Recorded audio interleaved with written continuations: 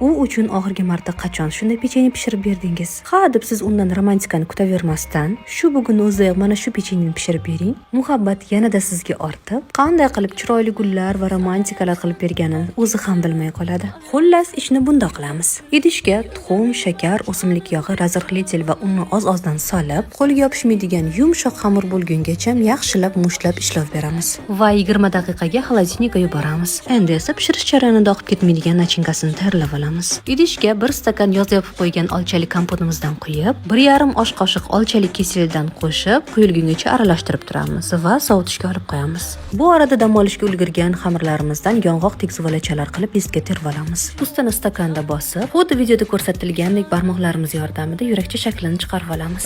Oldindan tayyorlab qo'ygan siropimiz bilan yurakchalar ichini to'ldirib chiqamiz va 170 gradusda qizib turgan duxovkada 15 daqiqa davomida pishirib olamiz. Ustini sahrni pudra bilan yasatib olamiz. Retsept yoqqan bo'lsa, like bosib obuna bo'lib qo'yishni unutmang, chunki bundan ham zo'r retseptlar hali oldinda.